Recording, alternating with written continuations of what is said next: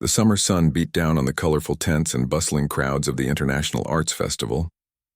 Maya wiped beads of sweat from her forehead as she adjusted her volunteer badge. At 24, this was her third year helping at the festival, but her first in charge of the modern sculpture garden section. The responsibility both thrilled and exhausted her. 2 more hours, she whispered to herself, glancing at her watch. The afternoon crowd had started to thin slightly, giving her a moment to catch her breath. She loved being surrounded by art and creative people, but 8 hours of answering the same questions about exhibit locations and bathroom directions had worn her patience thin. Maya took a sip from her water bottle and scanned her section of the grounds. The massive metal sculptures cast long shadows across the grass as the afternoon sun began its slow descent. That's when she noticed him, a small boy standing alone by the twisted metal sculpture titled, "Future's Embrace." Unlike the other children who ran excitedly between exhibits, this boy stood perfectly still, his shoulders shaking slightly. Something about his solitary figure amid the festival chaos tugged at Maya's heart. She watched for a moment, expecting a parent to appear and claim him. When no one did, she made her way over, careful not to startle him. "Hey there," she said gently, crouching down to his level. "Are you okay?" The boy turned toward her, revealing tear-streaked cheeks and wide, frightened eyes. He couldn't have been more than 8 years old, dressed in a blue polo shirt and khaki shorts that looked a bit too crisp and formal for a day at an arts festival. "I can't find Liv," he said, his voice surprisingly steady despite his tears. "Liv? Is that your mom?" Maya asked. He shook his head. "She takes care of me. We were looking at the glass blowing, and I wanted to see the big metal things, and now I don't know where she is." Maya glanced toward the Lost Children tent on the far side of the festival grounds. Protocol dictated she should take him there immediately. The tent was staffed with security personnel who would make announcements and contact parents. It was the proper procedure, the one she'd followed dozens of times before with lost children. But something made her hesitate. The boy looked so small and frightened, and the Lost Children tent could be overwhelming with its bright lights and official-looking staff. "My name's Maya," she said, offering her hand. "I'm a volunteer here. What's your name?" "Ethan," he replied, taking her hand. His small fingers felt cool despite the heat of the day. "Well, Ethan, I could take you to the Lost Children area, but if you want, we could look for Liv first. Do you remember what she was wearing today?" Ethan's face brightened slightly. "She has yellow hair in a bun and was wearing a white dress with little blue flowers. She has a big brown bag that she carries my water and snacks in." "That's really helpful," Maya said with an encouraging smile. "The glass-blowing demonstration is on the other side of the festival. Do you think Liv might still be there looking for you?" Ethan considered this, wiping his cheek with the back of his hand. "Maybe, or she might be looking for me all over." "Then we better start searching," Maya said, standing up. She glanced at her volunteer coordinator, who was busy helping an elderly couple navigate the festival map. "I'm supposed to stay in this area, but I think finding Liv is more important right now. Do you want to hold my hand so we don't get separated too?" Ethan nodded and slipped his hand into hers. As they began walking, Maya pulled out her festival staff radio. "Hey, Lisa, it's Maya from Section D. I've got a boy named Ethan who's been separated from his caretaker named Liv. Blonde hair, white dress with blue flowers. I'm going to help him look for her, but could you let the lost and found know in case she goes there?" The radio crackled. "Copy that, Maya. Want me to send someone to cover your section?" Maya looked down at Ethan, who was watching her with those big, worried eyes. "If you can, that would be great. I'm heading toward the glass-blowing area first." As they made their way through the festival grounds, Maya kept a careful eye on Ethan. Unlike most kids who would be distracted by the colorful displays and interactive exhibits, he seemed focused and observant. "Do you like art, Ethan?" she asked, trying to keep his mind off being lost. "Yes," he said simply. Then after a pause, he added, "I like how people make beautiful things from nothing. It's like magic, but real." Maya smiled, surprised by his thoughtfulness. "That's exactly how I feel about it, too. Is this your first time at the festival?" "No, we came last year, too. But it was rainy, so we didn't see everything." Ethan pointed to a large abstract painting as they passed the contemporary art tent. "I like that one. It looks like ocean waves during a storm." Maya slowed to look at the painting, a swirl of deep blues and greens with flecks of white. "You're right, it does. You've got a good eye." They continued their search, weaving through the crowd. Maya noticed how Ethan's eyes darted around, scanning faces with an intensity unusual for someone so young. When they reached the glass-blowing demonstration, they found a crowd gathered around a craftsman creating an intricate vase, but no sign of Liv. "She's not here," Ethan said, his voice smaller now. His grip on Maya's hand tightened. "That's okay," Maya reassured him. "People move around a lot at festivals. Let's check the food area next. Maybe Liv thought you might get hungry and went looking for you there." As they walked, Maya noticed Ethan's attention drift to a street performer creating elaborate chalk art on the pavement. The artist was bringing to life a three-dimensional scene of a forest path that seemed to sink right into the ground. "Would you like to watch for a minute?" Maya asked, noticing his interest. Ethan nodded, his worry momentarily forgotten. They stood together, watching the artist blend colors with her fingers, creating the illusion of sunlight filtering through leaves. Maya felt Ethan relax beside her. "Do you like to make art too?" she asked. "I try," he said. "I'm not very good yet." "Liv says practice makes better." "Practice makes perfect, you mean?" Ethan shook his head. "Liv says nothing has to be perfect. Just better than last time." Maya smiled. "I like that. Sounds like Liv is pretty smart." "She is," Ethan agreed. "She teaches me lots of things, not just school stuff." The food court was bustling with hungry festival goers, the air thick with the scent of fried dough, grilled meat, and sweet kettle corn. Maya and Ethan walked slowly along the row of vendors, checking each table and queue for someone matching Liv's description. "I'm getting worried," Ethan admitted after they'd searched the entire area. "What if I never find her?" Maya squeezed his hand gently. "Hey, don't worry. We've only checked a small part of the festival. And remember, I told the other volunteers to keep an eye out too. We'll find her." Ethan didn't look convinced. His bottom lip trembled slightly, but he nodded bravely. "Are you hungry?" Maya asked, thinking a short break might help. "We could get something to eat while we keep looking." "Liv has my snacks," Ethan said. "And I'm not supposed to eat food from strangers." "That's a good rule," Maya said. "But I'm not exactly a stranger anymore, am I? Plus, I work here." She pointed to her volunteer badge. "How about some lemonade? It's really hot today." After a moment's consideration, Ethan nodded. "Okay, but just lemonade." Maya bought 2 cups from a nearby stand, and they found a small patch of shade under a tree to rest. As Ethan sipped his drink, Maya noticed his posture. Straight-backed even while sitting on the grass, his free hand resting neatly in his lap. There was something almost old-fashioned about his manners. "Tell me more about you, Ethan," Maya said. "What do you like to do when you're not at art festivals?" "I like to read," he said. "And I take piano lessons 3 times a week. I'm learning French, too." "Wow, that's impressive." "I took Spanish in college and barely remember any of it." Maya smiled. "Do you go to school around here?" "I have tutors at home," Ethan explained. "But I do activities with other kids twice a week. Liv says it's important to make friends." As they talked, Maya found herself increasingly curious about this unusually well-spoken child. There was something different about him, a maturity in his eyes that seemed at odds with his small frame. Yet there was also a vulnerability that reminded her he was, after all, just a little boy separated from his caretaker. "We should keep looking," Ethan said suddenly, standing up and carefully disposing of his empty cup in a nearby recycling bin.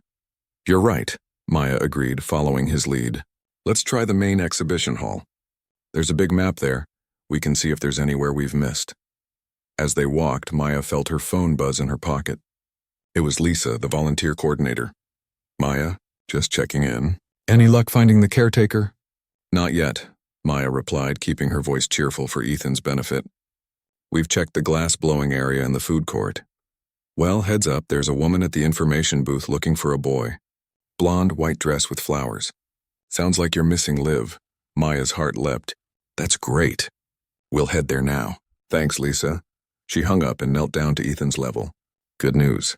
I think Liv is looking for you at the information booth. That's near the main entrance. Should we go see?" For the first time since she'd found him, Ethan smiled, a full, bright smile that transformed his serious face. "Yes, please." They hurried through the festival, Maya matching her pace to Ethan's shorter legs. As they approached the information booth, Maya saw a slim blonde woman in a flowered dress speaking urgently to a festival staff member. Even from a distance, the worry in her posture was evident. "Liv." Ethan called out, his voice carrying across the space between them. The woman turned, her face flooding with relief. Ethan, oh thank goodness. Ethan broke away from Maya and ran to Liv, who knelt down to catch him in a tight embrace. Maya followed more slowly, giving them a moment of reunion. I was so worried, Liv was saying, her voice thick with emotion. When I turned around and you weren't there. She pulled back to look at Ethan's face, checking him over. Are you okay? Are you hurt? I'm fine, Ethan assured her. Maya helped me look for you. She bought me lemonade. Liv looked up then, noticing Maya for the first time. Thank you, she said with feeling. I can't tell you how terrified I was. 1 minute he was right beside me, and the next, it happens more than you'd think, Maya said with a reassuring smile. Festival crowds can be overwhelming. I'm just glad I could help. We've been looking everywhere, Liv explained, standing up but keeping a firm hold on Ethan's hand. I've been so worried that I had to call. She stopped herself and took a deep breath. Well, that doesn't matter now. What matters is he's safe, thanks to you. There was something in the way Liv cut herself off that piqued Maya's curiosity, but she didn't press. Just doing my job, she said instead. Ethan was very brave and helpful. You've got a really special kid there. Yes, Liv agreed, looking down at Ethan with a fond expression. He certainly is. She reached into her large brown bag and pulled out a business card. Please take this. Ethan's mother would want to thank you properly. Maya accepted the card, surprised by its weight and the simple elegance of the embossed text. Catherine Chen, followed by a phone number. No title, no company name. It's really not necessary, Maya began, but Liv shook her head firmly. Trust me. She'll want to know who helped her son. Please. Something about Liv's insistence made Maya tuck the card into her pocket. All right. It was nice meeting you, Ethan, she said, smiling at the boy. Enjoy the rest of the festival. Thank you for helping me find Liv, Ethan said solemnly, extending his hand for a formal handshake that made Maya suppress a smile. As Maya watched them walk away, Ethan glancing back once to wave, she couldn't shake the feeling that there was something unusual about the pair. Shrugging it off, she turned to head back to her assigned section. The festival would be closing soon, and she still had duties to finish. Little did Maya know that the simple kindness she had shown a lost boy would change the course of her life by morning. The morning after meeting Ethan at the festival, Maya woke to sunlight streaming through her apartment window. Her small studio apartment was barely big enough for her bed, desk, and the art supplies that seemed to multiply every semester.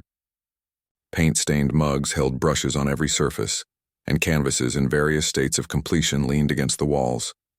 It wasn't much, but it was home. She reached for her phone, checking the time. She had an afternoon shift at the bean counter, the coffee shop where she'd worked for the past 2 years to help pay her tuition. Her morning was free, which usually meant working on assignments for her advanced painting class.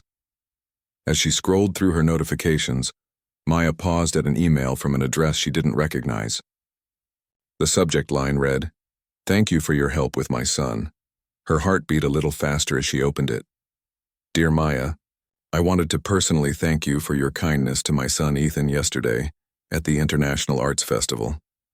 Liv has told me how you spent considerable time helping him search for her, keeping him calm, and engaging him in conversations about art that clearly made a significant impression on him. Ethan rarely connects with new people so quickly. He spoke about you all through dinner last night, particularly about how you explained the abstract sculptures in a way that made sense to him. If you would be willing, I'd like to meet you to express my gratitude in person. Perhaps coffee at your convenience? My assistant can arrange a time that works with your schedule if you're amenable. Sincerely, Catherine Chen. Maya stared at the message, rereading it several times. The polite formality of the email stood in stark contrast to the warmth of the sentiment behind it. This wasn't just a quick thank you note. Catherine Chen wanted to meet her. Curious, Maya typed the name into her phone's search bar. What she found made her nearly drop her phone. Catherine Chen wasn't just any mother. She was the founder and CEO of Chen Innovations, a technology company valued at billions that had revolutionized renewable energy storage. Articles described her as brilliant, intensely private, and one of the most influential women in tech. Photos showed a striking woman in her early 40s with the same thoughtful, dark eyes Maya had noticed in Ethan. Well, That explains the expensive clothes and the business card, Maya muttered to herself. She had helped the son of one of the wealthiest women in the country find his nanny. No wonder Liv had been so insistent that Catherine would want to thank her personally. Maya sat on the edge of her bed considering her response. Part of her felt intimidated by the idea of meeting someone like Catherine Chen. What would they even talk about? But another part of her remembered Ethan's serious little face and how it had lit up when they discussed art. There had been a genuine connection there that had nothing to do with, who his mother was. She typed a quick reply, keeping it simple and direct. Ms. Chen, thank you for your email. Meeting Ethan was a pleasure. He has a wonderful eye for art and asked thoughtful questions that made our time together enjoyable. I'd be happy to meet for coffee. My schedule is flexible on weekday mornings before 1 p.m. when I start my shift at the bean counter on 7th Street. Best regards, Maya Alvarez. After sending the email, Maya tried to focus on her painting assignment, but her thoughts kept drifting to the Chen family. Why would someone like Catherine Chen want to meet her? A simple thank you card would have sufficed. There had to be more to it. The reply came less than an hour later. Not from Catherine, but from an assistant named Diane, suggesting coffee the following morning at 10 a.m. To Maya's surprise, the location wasn't some fancy downtown restaurant, but the very coffee shop where she worked. Interesting choice, Maya said to herself, wondering if it was coincidence or if Catherine had researched her. The next morning, Maya arrived at the bean counter 15 minutes early, dressed in her nicest jeans and a simple blue blouse that her roommate had insisted brings out your eyes. She chose a table in the corner, away from the morning rush, and ordered a tea to calm her unexpectedly jittery nerves. At exactly 10 a.m., the door opened and Catherine Chen walked in. In person, she was even more striking than in photos. Tall and slender, she wore a simple but clearly expensive black pantsuit with minimal jewelry. Her dark hair was pulled back in a neat ponytail, and she carried herself with quiet confidence as she scanned the cafe, spotted Maya, and walked directly to her table. Maya, I'm Catherine Chen, she said, extending her hand. Her handshake was firm and brief. Thank you for meeting me. It's nice to meet you, Maya replied, trying to sound more composed than she felt. Would you like some coffee? The lavender latte is amazing. I'd love one, Catherine said, sitting down across from Maya. You work here, I understand? 3 days a week? It helps pay the bills while I finish school. Catherine nodded. And you're studying fine arts at Westridge College? Specializing in installation and mixed media? Maya blinked in surprise. Yes, that's right. How did you know that? A small smile touched Catherine's lips. I like to know who I'm meeting, especially someone who spent 2 hours with my son. There was no apology in her tone, just a straightforward explanation. The barista brought over Catherine's latte, giving Maya a curious glance as she set it down. Maya knew she'd be fielding questions from her co-workers later. So, Catherine said, taking a sip of her coffee, tell me about your time with Ethan yesterday. Maya described how she'd found Ethan, their search through the festival, and their conversations about art. As she spoke, she noticed Catherine watching her intently, as if assessing not just her words but something deeper. He has an incredible eye for detail, Maya finished. The way he noticed the brushwork in that landscape painting, most adults wouldn't catch that, let alone an 8-year-old. He's always been observant, Catherine said, pride evident in her voice. Too observant sometimes. It makes it hard for him to connect with children his age. They don't understand why he cares so much about details they don't even notice. There was something in her tone, a hint of worry beneath the pride, that made Maya feel a sudden connection to this powerful woman. For all her wealth and success, Catherine was, at heart, a mother concerned about her son. That's not uncommon for creative kids, Maya said gently. I was the same way, always noticing things that seemed obvious to me but invisible to everyone else. It can be lonely. Catherine's eyes sharpened with interest. Yes, exactly. How did you handle it? I found my people eventually. Other art students who saw the world the way I did. And I had teachers who helped me channel that sensitivity into creating, rather than just observing. Catherine nodded slowly, then set her cup down with decision. Maya, I have a proposition for you, and I hope you'll hear me out before responding. Okay, Maya said, suddenly wary.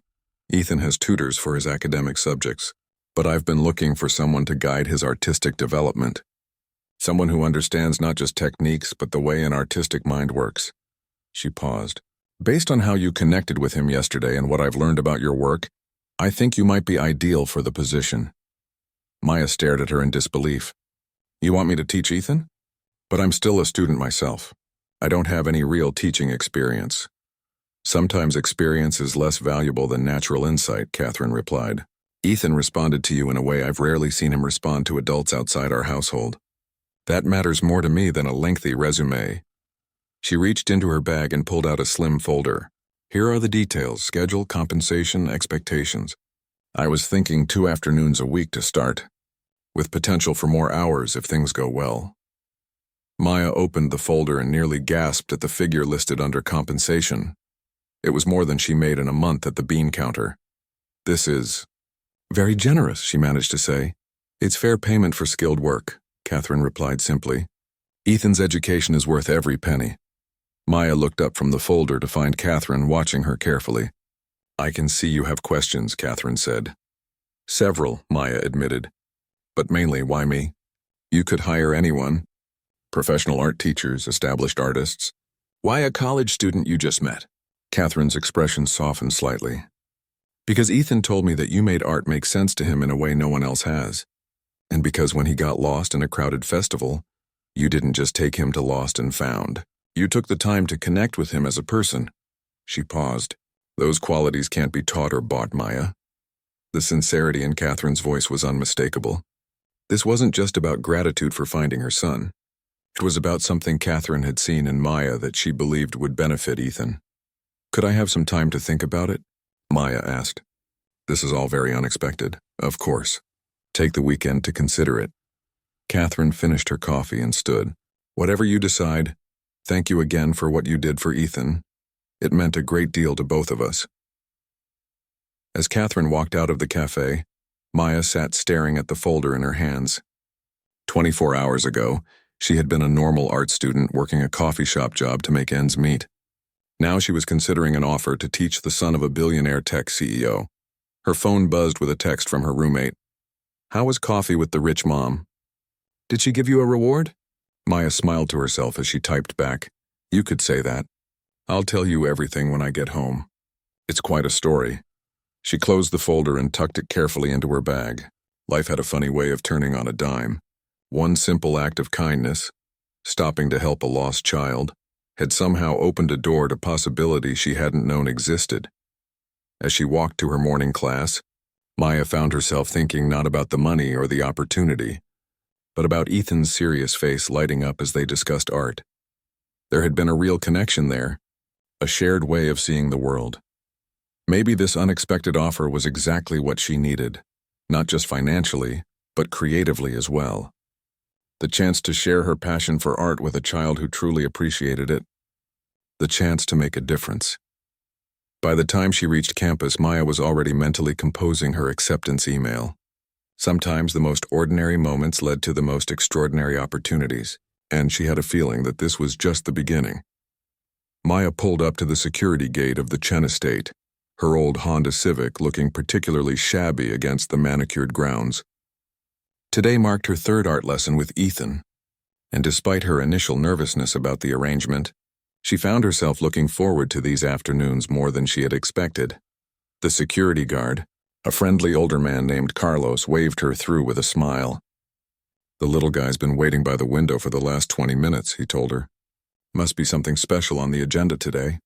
Maya grinned. We're starting to work with Clay. He's been talking about it for weeks. As she drove up the winding driveway, Maya still couldn't quite believe this was part of her life now. The Chen property wasn't ostentatious. Catherine seemed to prefer understated elegance to flashy displays of wealth, but it was undeniably beautiful. The modern main house sat nestled among old oak trees, its glass walls reflecting the natural surroundings in a way that made it blend harmoniously with the landscape. She parked beside Liv's car and grabbed her supply bag from the passenger seat. Before she could even reach the front door, it flew open and Ethan stood there beaming. You're here, he said, bouncing slightly on his toes in a rare display of childish excitement. I set everything up in the sunroom like you asked. Perfect, Maya said, following him inside. Did you remember to put down the plastic drop cloth? Clay can be messy, I did, Ethan assured her.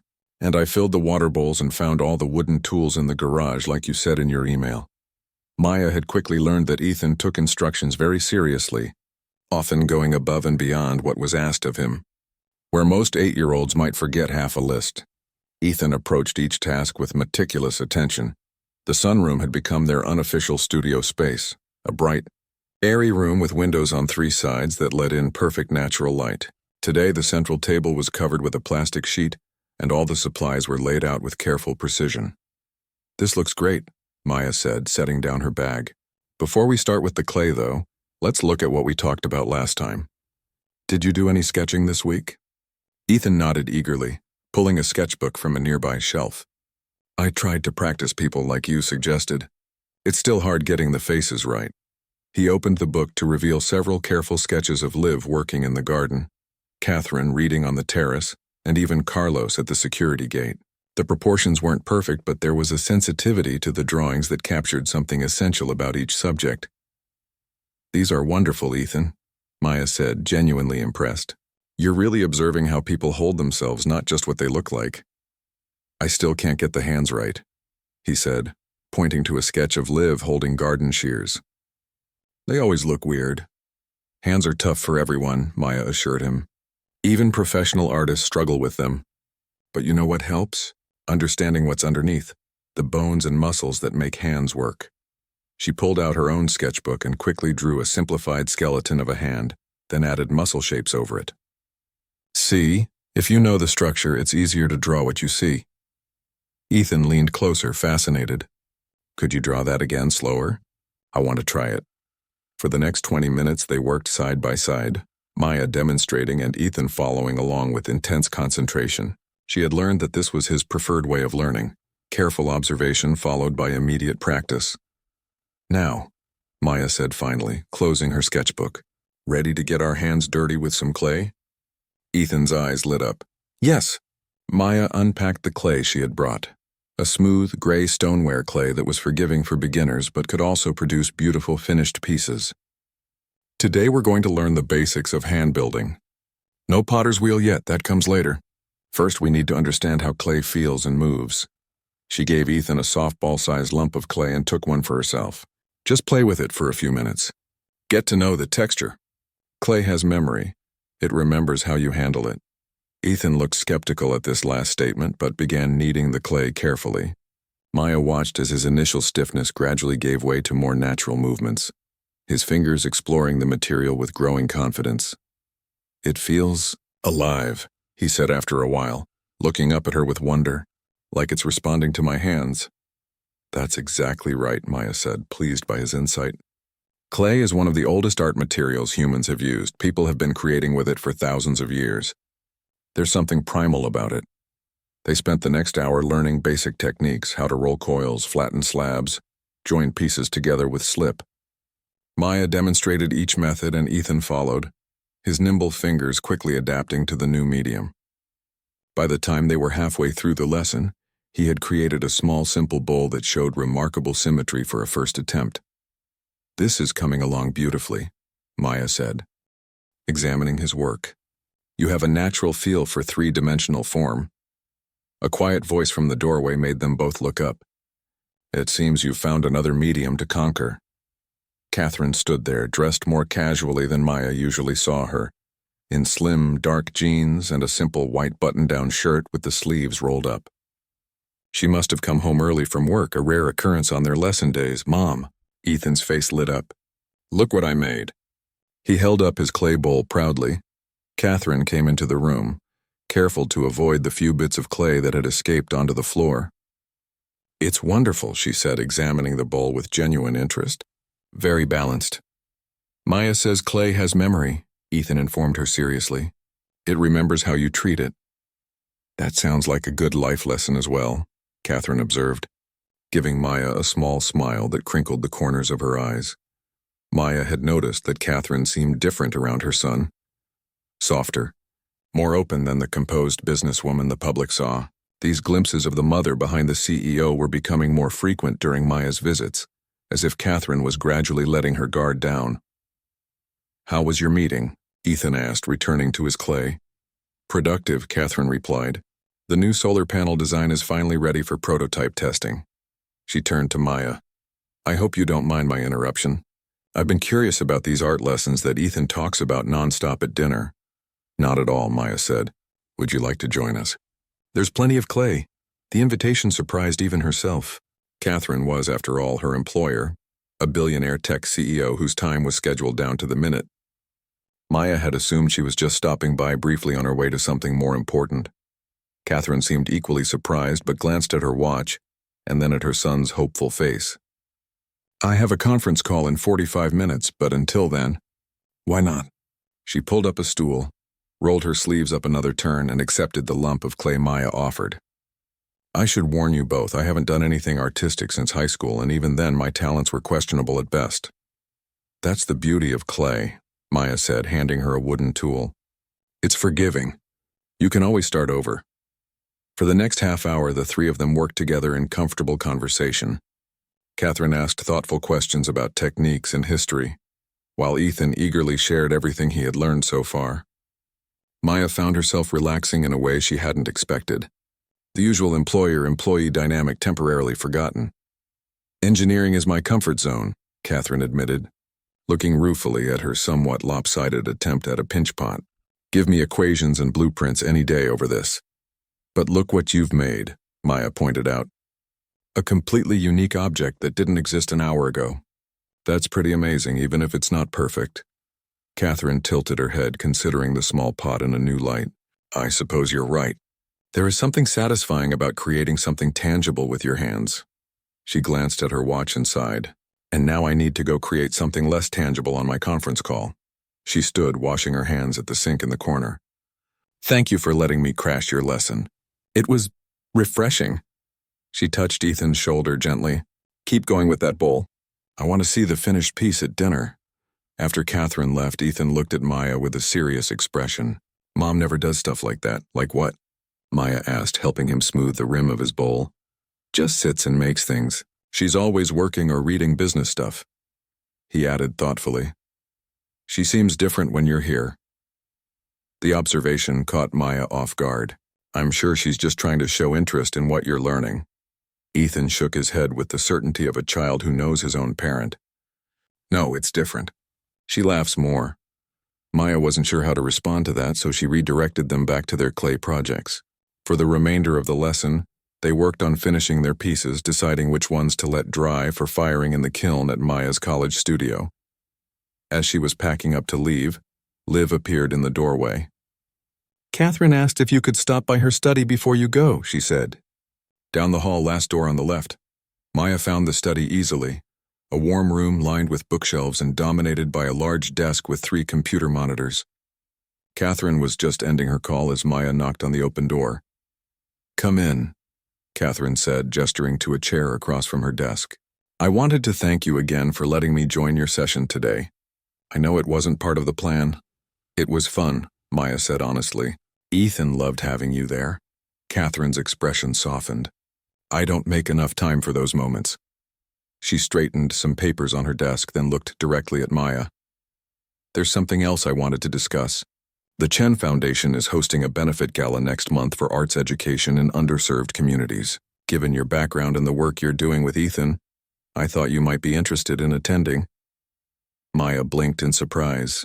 Me at a gala? Yes, you, Catherine said, a hint of amusement in her voice. Your perspective would be valuable, especially as we're planning to expand our arts education initiatives. And, she added more hesitantly, I think Ethan would be more comfortable having you there. These events can be overwhelming for him. The invitation felt significant, a step beyond their professional relationship into something more personal. I'd be honored, Maya said, though I should warn you I don't exactly have gala-appropriate clothing in my closet. That's easily addressed. Catherine waved away the concern. The foundation can take care of that as part of your role in the event. As Maya drove home later, she found herself thinking about how quickly her life had changed. A month ago, she had been a struggling art student worried about making rent. Now she was teaching a billionaire's son and being invited to charity galas. But what struck her most wasn't the material changes to her circumstances. It was the unexpected connection she had formed. with both Ethan and Catherine. Connection that had begun with a simple act of kindness at a festival and was growing into something neither she nor the Chens had anticipated. As she turned onto her street, Maya smiled to herself. Life rarely followed a predictable path, sometimes the most meaningful. Journeys began with the smallest steps, like stopping to help a lost child find his way home. The night of the Chen Foundation Gala arrived. With a flurry of nerves for Maya, she stood in front of the full-length mirror in her apartment, hardly recognizing herself in the elegant midnight blue gown Catherine had insisted on sending over. The dress was simple but perfectly fitted, making Maya look more sophisticated than she'd ever felt. "You look like you stepped out of a magazine," her roommate Tina said from the doorway, eyes wide with admiration. "I feel like I'm playing dress-up," Maya admitted, adjusting the delicate silver necklace at her throat. Another gift from Catherine that had arrived that morning with a note saying simply, "To complete the look." "Kate, well, you look incredible." Tina checked her phone. "Your fancy car should be here any minute." "Still can't believe they're sending a car for you. That makes two of us." Maya took a deep breath, trying to calm her jitters. "This whole thing feels surreal. 2 months ago, I was just an art student serving coffee. Now I'm going to a charity gala with people who probably donate more money in one night than I'll make in years." Tina grinned. "Just remember all the little people when you're hanging out with your billionaire friends." A text notification chimed on Maya's phone. "The car's here," she said, grabbing her small clutch purse, the only item she was wearing that belonged to her. "Wish me luck." "You don't need luck," Tina said, giving her a quick hug. "Just be yourself. That's what got you here in the first place." The drive to the gala venue, an elegantly restored historic hotel in the city center, gave Maya time to gather her thoughts. Her relationship with the Chens had evolved rapidly over the past 2 months. What had started as twice-weekly art lessons with Ethan had expanded to include weekend museum visits, dinners at the Chen home, and now this gala.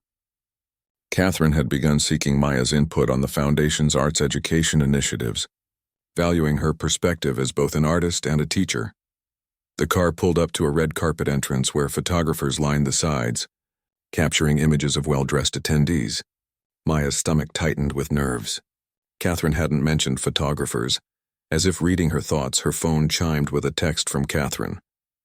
"We're inside in the reception room. Use the side entrance, less circus that way. Carlos will meet you." Relief washed over Maya as she spotted the familiar security guard waiting at a discreet door to the left of the main entrance. He grinned when he saw her.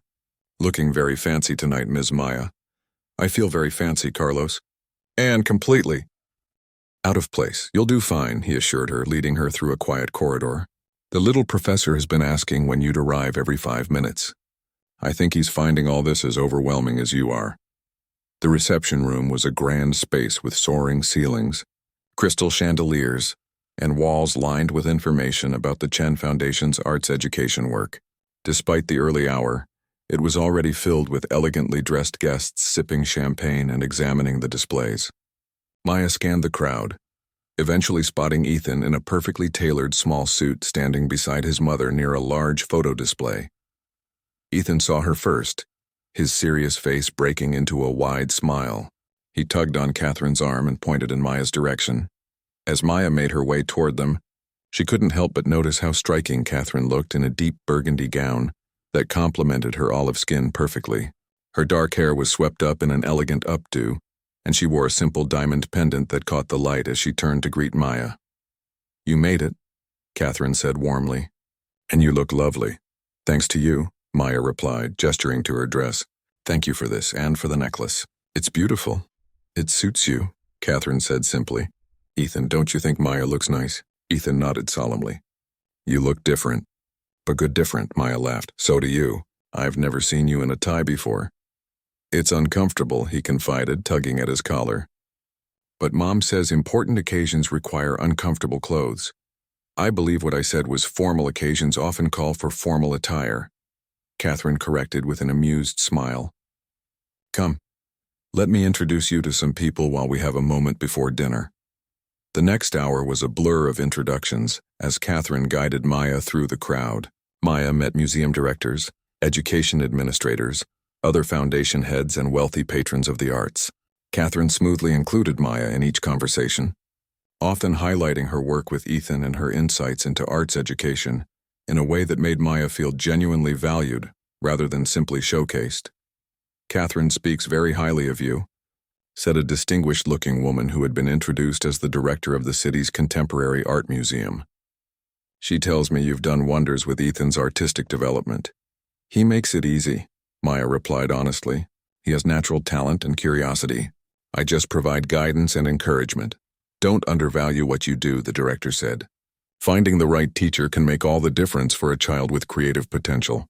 I'd love to hear more about your approach sometime." Before Maya could respond, the gentle chime of a bell indicated that dinner was about to be served. As guests began moving toward the main ballroom, Catherine appeared at Maya's side. "You're seated at our table, of course," she said, guiding Maya with a light touch at her elbow. "I've put you between Ethan and Grace Liu. She runs the community arts program in the Eastern District. I thought you two would have a lot to talk about." The main ballroom was even more impressive than the reception area, with tables elegantly set around a central stage. Maya followed Catherine to a table near the front, where Ethan was already seated, looking slightly uncomfortable but determined to behave properly. "Hanging in there?" Maya asked quietly as she took her seat beside him. "It's really loud," he whispered back. "And people keep touching my cheeks and saying how much I've grown." Maya smiled sympathetically. "Adults do that. Just think of it as a temporary art installation called Boring Gala that you have to observe for a few hours." That earned a small smile. "Mom says I only have to stay until after dinner," in her speech. "Then Liv is taking me home." "Lucky you," Maya teased. "I have to stay for the whole thing." The dinner itself was delicious but passed in a blur of conversation with her table companions. Grace Liu turned out to be passionate and knowledgeable about community arts access, and Maya found herself exchanging contact information with promises to continue their discussion. After the main course, Catherine excused herself to prepare for her speech. Minutes later, she took the stage, her presence immediately commanding the room's attention. "Thank you all for being here tonight," she began. The Chen Foundation was established with a simple but powerful belief that access to quality education, in all its forms, can change lives. As Catherine spoke about the Foundation's work, Maya felt a swell of admiration. This wasn't the rehearsed corporate speak she had expected. Catherine spoke with genuine passion about the importance of arts education, particularly for children from disadvantaged backgrounds. "Art teaches us to see the world differently," she continued. "It challenges us to question, to imagine, to create. These aren't just nice extracurricular skills. They're essential tools for innovation and problem-solving in every field, including technology and science." Maya noticed how the audience was captivated, many nodding in agreement or leaning forward to catch every word. Catherine had that rare ability to make each person feel as if she was speaking directly to them. "Tonight, I'm excited to announce the expansion of our Arts for All initiative," Catherine said, her voice gaining intensity. "Over the next 3 years, the Foundation will establish 20 new community art centers in underserved areas across the country, providing free classes, materials, and mentorship to children who might otherwise never have the opportunity to explore their creative potential." Applause erupted around the room. When it quieted, Catherine continued. "And to help guide this expansion, I'm pleased to introduce a new member of our team. Maya Alvarez will be joining the Chen Foundation as our Arts Education Director, bringing her talent, vision, and passion to this critical work." Maya froze in her seat, certain she had misheard.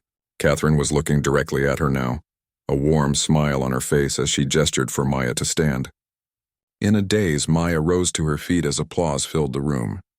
"Maya came into our lives by chance or perhaps fate when she helped my son at an arts festival a few months ago," Catherine continued.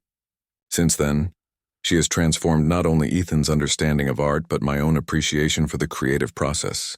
I can think of no one better to help lead this initiative." As the applause continued, Maya remained standing, her mind racing. This was the first she'd heard of any job offer. Catherine hadn't mentioned a word about it. Yet here she was, publicly announcing Maya's new role as if it were already settled. After the speech, as Catherine made her way back to the table, Maya tried to compose herself. Ethan leaned over, whispering, "Did you know about this?" "Your face looked really surprised."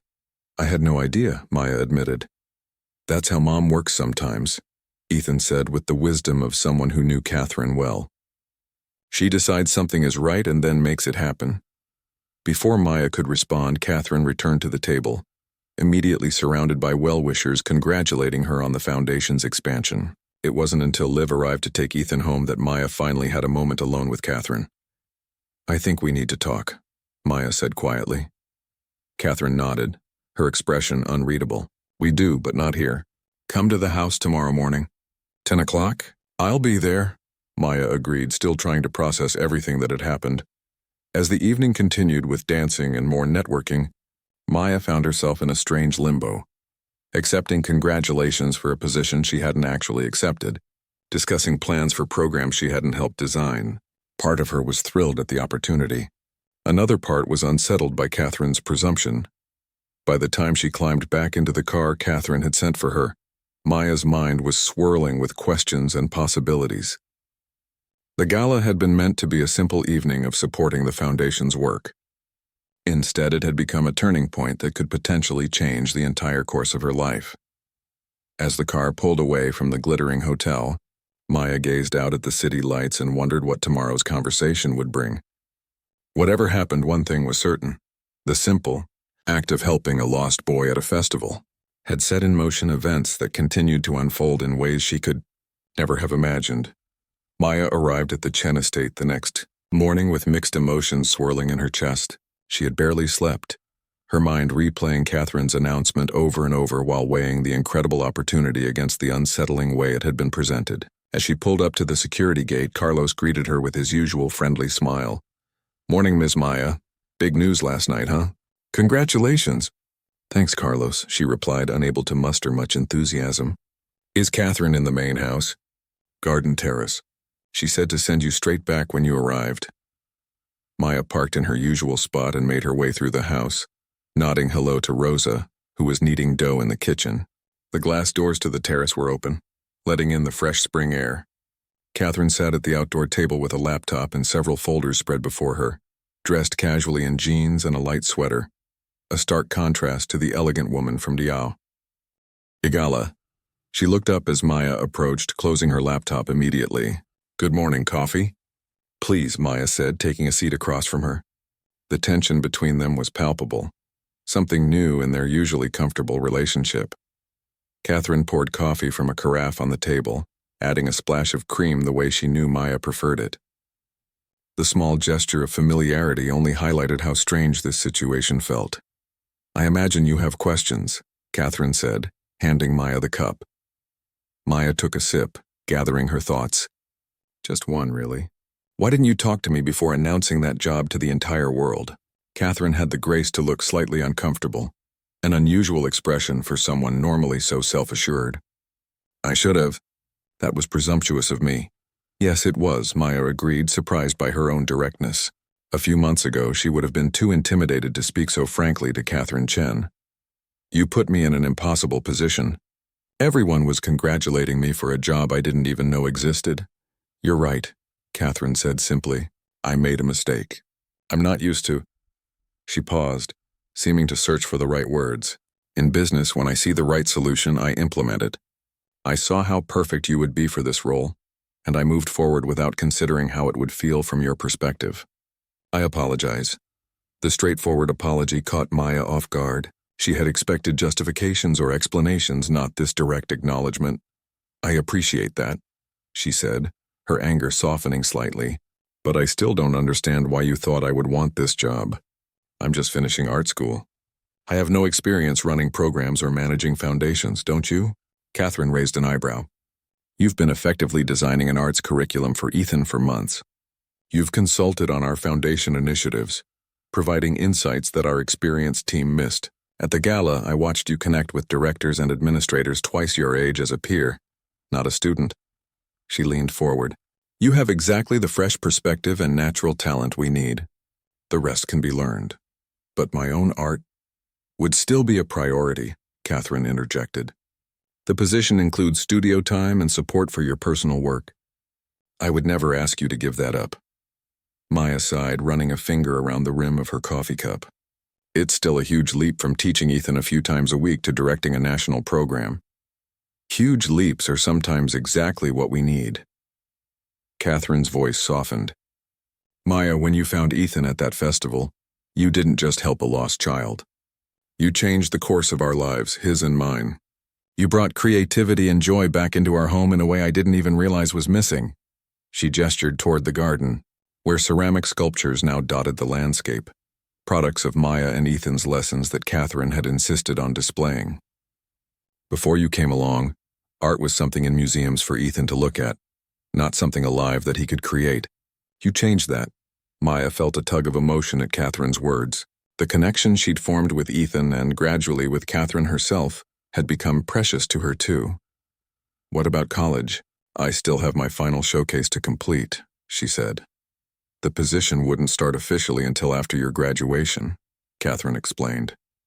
Though we'd like you involved in the planning stages now if you're willing. Part-time, of course, around your school schedule. She hesitated, then added, if this isn't what you want, just say so. The last thing I want is for you to feel pressured into something that doesn't align with your own goals. Before Maya could respond, the terrace doors opened and Ethan appeared, still in his pajamas despite the late morning hour. He stopped when he saw them, clearly sensing the serious conversation. Should I go? He asked hesitantly. Catherine beckoned him over. No, come join us. This concerns you too, in a way. Ethan climbed into the chair between them, looking from one to the other with solemn eyes. Is Maya mad about the job surprise? Maya couldn't help but smile at his directness. I was surprised, that's for sure. Are you going to take it? He asked, a hint of anxiety in his voice. If you don't, will you still teach me? The question cut straight to the heart of the matter. Whatever she decided about the foundation position, Maya realized she couldn't imagine no longer being part of Ethan's life or Catherine's. Over these months, they had become more than a job to her. I would always keep teaching you no matter what, she assured him. That's not something I'd give up. Relief washed over his face and he nodded, satisfied. Good, because I'm working on perspective drawings and I need help with vanishing points. Catherine laughed softly. Always practical, my son. She ruffled his hair affectionately. Why don't you go ask Rosa for some breakfast? Maya and I need a few more minutes to talk. Once Ethan had gone, Catherine turned back to Maya with a more serious expression. There's something else you should know. Something I haven't told many people. She took a deep breath. I'm thinking of stepping back from daily operations at Chen Innovations. Not immediately, but over the next year or two. Maya stared at her in surprise. Catherine's company had always seemed inseparable from her identity. Why? Multiple reasons. The company has grown to a point where it needs a different kind of leadership than what I provide, and I've been reflecting on what matters most to me. She looked toward the house where Ethan had disappeared. I've missed too much of his childhood already, buried in work and travel. I want to be more present for the years ahead. And the foundation? Maya asked. Would become my primary focus, Catherine replied, particularly the Arts Education Initiative. Which is why finding the right person to help lead that program is so important to me. She met Maya's eyes directly. I'm not offering you this position as a favor or because of our personal connection. I'm offering it because you're the right person for the work. Maya sat back, taking in everything Catherine had shared. The decision before her suddenly felt weightier, more significant than simply accepting or declining a job. It was about choosing a path forward that could impact not only her life, but the lives of many others. I need to think about this, she said finally. Really think, not just react. Catherine nodded, looking relieved. That's fair. Take all the time you need. She hesitated, then added, whatever you decide about the position, I hope you know how much you mean to us, to both of us. The simple statement, delivered without Catherine's usual polish and precision, touched Maya deeply. In that moment, she realized how far they had all come from that chance meeting at the festival. From strangers to something that felt remarkably like family. I do know, Maya said softly. And you both mean a lot to me, too. 2 weeks later, Maya stood in the college gallery surrounded by her final showcase pieces, a series of mixed media installations exploring connection and transformation. Her professors had been effusive in their praise, and several gallery owners had already expressed interest in her work. She spotted Catherine and Ethan entering the crowded space, their faces lighting up when they saw her. Ethan rushed over, full of questions about her artistic process. while Catherine moved more slowly, taking time to properly examine each piece.